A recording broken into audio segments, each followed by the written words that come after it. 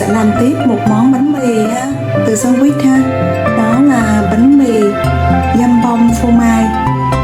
Đây là các nguyên liệu mình chuẩn bị làm món bánh mì để ăn buổi sáng nè. Mình đã làm nóng lò rồi đó ha. Bây giờ mình cho bơ vào nè. Làm bơ cho nó đều cái khuôn.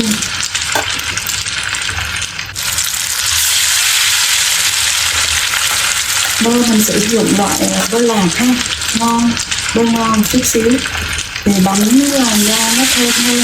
Bơ bắt đầu chạy ra nhiều đó, nó chạy ra hết rồi nè. Mình sẽ cho một mặt của bánh mì vào để thấm cái nước bơ ha.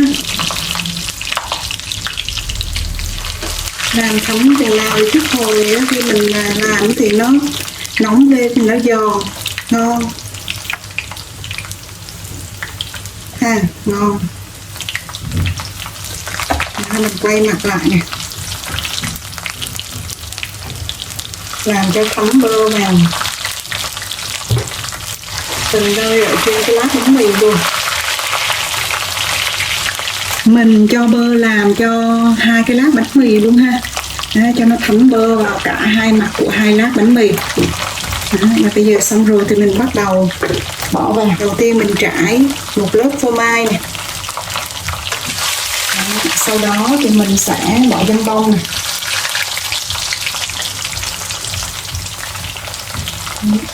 Mình sẽ cho một ít cái cà rốt vào đó, chua ngọt đó.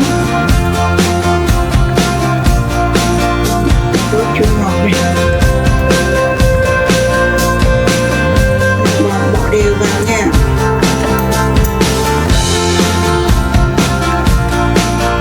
Rồi sau đó thêm một lớp dăm bông nữa. Thêm một lớp phô mai.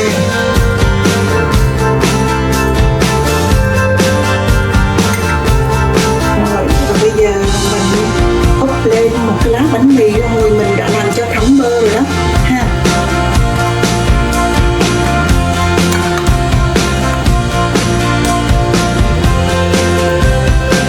Mình đọc máy lại nè. Ban đầu thì nó hơi cứng nha, bởi vì nói chung là đồ nhiều trong này thì tất nhiên nó sẽ hơi cứng rồi. Mình ép xuống ha, mình nướng trong cái máy ha, và đến khi nào nó vỏ nó giòn và bơ cũng giống như là phô mai chảy ra thấm đều cái lát bánh mì ha. Ở nhà mình làm thì chắc là trong vòng cỡ khoảng là 5 phút nha. Phô mai bắt đầu chảy ra rồi, mình để thêm chút xíu nữa cho nó nóng và nó giòn bánh mì.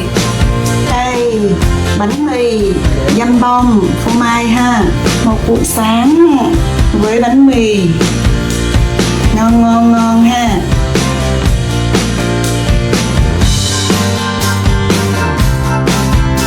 Rồi, tiếp tục hôm nay ăn món bánh mì đi anh. Coi như là thử thách ăn các loại bánh mì làm từ sandwich vợ làm ha. Hôm nay là mình ăn bánh mì nè, dăm bông nè, phô mai nè, và có cà rốt chua ngọt ở trong nữa. Ăn nha anh.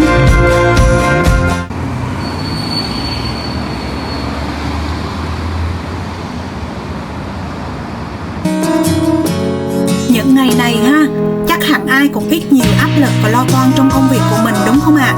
Với công việc của mình là kinh doanh trong ngành may mặc thì mình cũng có rất là nhiều lo toan luôn. Chị thấy vơi bớt sự lo lắng khi nghe người bạn nhỏ của con gái nhỏ của mình đây nè hồ hởi khoe mẹ kết quả học tập, hay tâm trạng của mình sẽ tốt hơn khi con trai nghiêm túc học hỏi những kiến thức về kinh tế xã hội hay kinh doanh từ những chủ đề mà ảnh và thầy cô đã thảo luận ở trường. Lớp 10 thôi nhưng ảnh ấy có cơ hội tiếp xúc với rất là nhiều kiến thức thực tế. Đó là sự may mắn của ảnh ha, và cũng là nỗ lực của ba mẹ khi quyết định dành nhiều khoản tiền để đóng học phí không nhỏ, giúp cho con có một môi trường học tốt hơn. Dành mọi điều tốt đẹp cho con, có thể ba mẹ không cần định nghĩa việc đó là sự hy sinh, nhưng không thể phủ nhận sự lựa chọn trao đi những giá trị tốt đẹp nhất của ba mẹ chính là cơ hội cho con trong học tập, đúng không ạ? Con cái là động lực để mình cố gắng hơn mỗi ngày nè. Các con chính là tương lai của ba mẹ, bởi khi gieo mầm tốt, ai chẳng hy vọng nhận được quả ngọt ha. Quả ngọt đâu chỉ dành cho người trồng, đâu chỉ dành cho ba mẹ, nó còn dành cho xã hội có được một thành phần hữu ích ha. Với ba mẹ của mình cũng vậy đó. Dù mình có bao nhiêu tuổi chăng nữa, có lớn cỡ nào đi chăng nữa, thì ba mẹ vẫn luôn chăm sóc mình như lúc mình còn là bé nhỏ đó.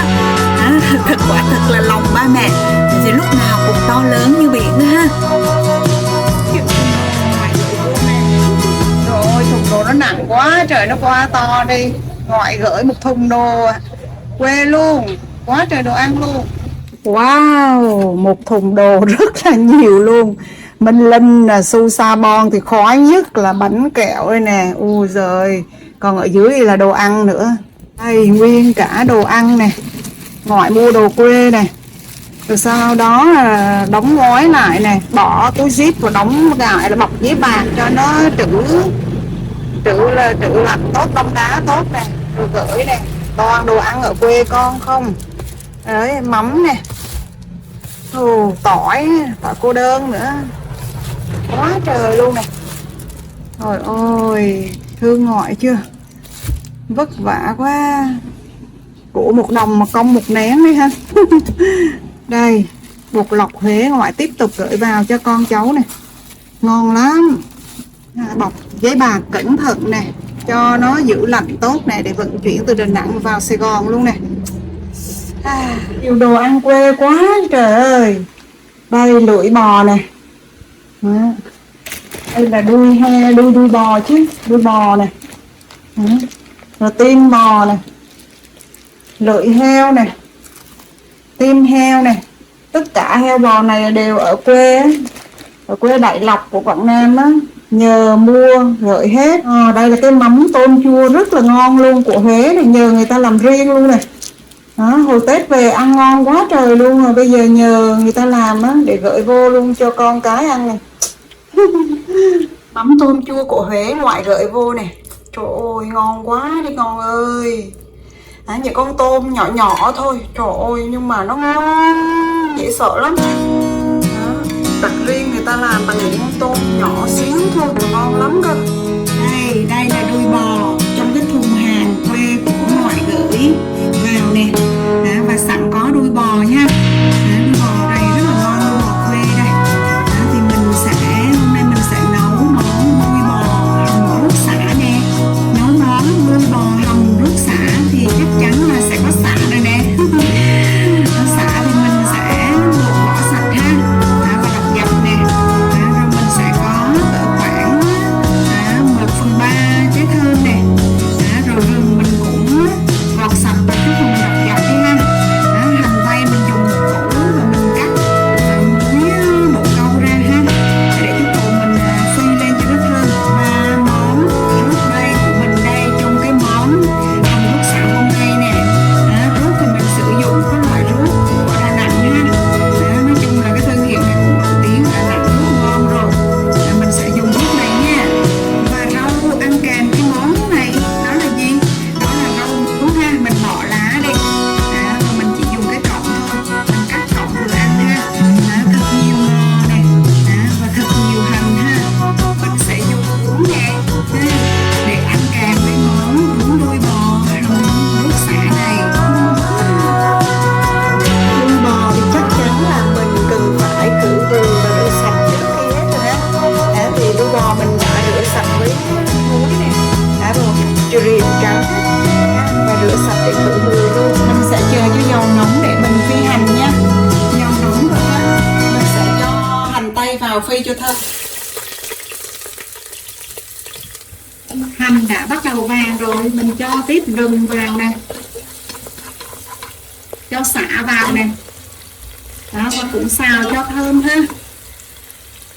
Bây giờ mình sẽ tiếp tục cho cỡ khoảng 4 muỗng ruốc vào ha. Đây là muỗng ăn cơm đây ha. Ruốc sẽ làm cho tạo cái vị. Đấy, và dậy mùi cho cái món đuôi bò hầm ruốc sả này. 4 muỗng nha, 4 muỗng ăn nha. Rồi mình sẽ xào cho ruốc nó thơm lên ha. Rồi sau đó là mình mới bắt đầu cho nước dừa vào. Ruốc nước xào đã thơm lắm luôn rồi. Bây giờ mình sẽ cho nước dừa vào ha. Đó, để nấu cỡ khoảng hơn 1 ký đuôi bò thì mình sẽ dùng 2 trái dừa xiêm. Đó, dừa xiêm, nước dừa xiêm mình lấy ra từ 2 trái. Đó, thì mình ngắm chừng đi ha, chứ cái này cũng canh cũng không nói trước được. Nếu như mình thấy ít quá thì mình có thể tăng thêm lượng nước dừa xiêm, hoặc là mình bỏ thêm một chút xíu nước sôi cũng được. Mình sẽ cho cái phần đuôi bò này về vào để hầm ha. Đuôi bò quê công nhận nó cũng ngon ghê. Mình sẽ cho thêm 1/3 trái thơm đó. Để mình hầm chung với cái đuôi bò này nha. Một nồi đuôi bò hầm ruốc sả rất là chất lượng. Mình sẽ hầm cái đuôi này là trong vòng cỡ khoảng là 40 đến 45 phút. Nước sôi rồi ha, và mình sẽ hạ bớt lửa và vớt bọt. Đuôi bò mình cứ hầm liu riu như vậy ha. Mùi thơm bây giờ rất là thơm lừng luôn. Và ăn với cái đuôi bò hầm ruốc sả này thì không thiếu được một chén mắm ruốc ha. Để khi mình ăn, mình lấy từng cái miếng đuôi bò ra mình chấm vào, ngon lắm. Mắm ruốc là mình giã tỏi ớt ha, thêm đường, ruốc và mình vặn chanh vào. Ăn chấm với đuôi bò ngon lắm. Thịt đuôi bò nó cũng mềm rồi ha. Bây giờ mình sẽ nêm gia vị nha. Cái hồi mình bỏ ruốc rồi, mình nêm lại với thử có vừa ăn chưa ha. Và mình cho một ít bột ngọt nè, và một ít đường. Để có màu nước dùng cho đẹp thì mình có thể cho một ít màu điều ha. Màu điều cho nó đẹp nước. Thịt đuôi bò đây. Đuôi bò ngon quá. Và mềm vừa phải, vẫn còn cái độ sực sực ha. Mình có thể ăn cái đuôi bò hầm ruốc sả này như một món hậu ha. Mình cho bắp lên bếp đó, nóng á.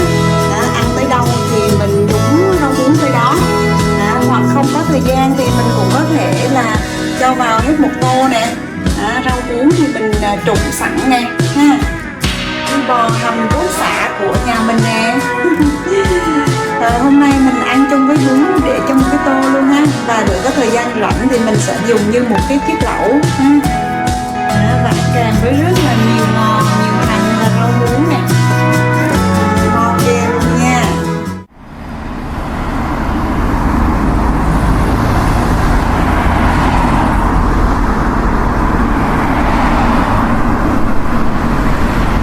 Có phải các món ăn mẹ nấu luôn có hương vị đặc biệt khiến mỗi người con đều luôn nhớ về? Chà kê, mẹ mình nấu là ngon nhất luôn. Không ai có thể nấu ngon như mẹ mình. Dù mình có bao nhiêu tuổi thì sự quan tâm của mẹ vẫn luôn hướng về mình ha. Con thích cái gì là làm ngay và gửi ngay cho con. Là con thì báo hiếu không chỉ khi giàu có, cũng không là việc chỉ làm trong ngày 1 ngày 2 ha. Báo hiếu là hiểu lòng ba mẹ, quan tâm chăm sóc mọi điều dù ở xa hay gần. Luôn nghĩ về đấng sinh thành á, dành cho ba mẹ những điều tốt nhất mình có thể làm. Con thương ông bà, con thương ba mẹ.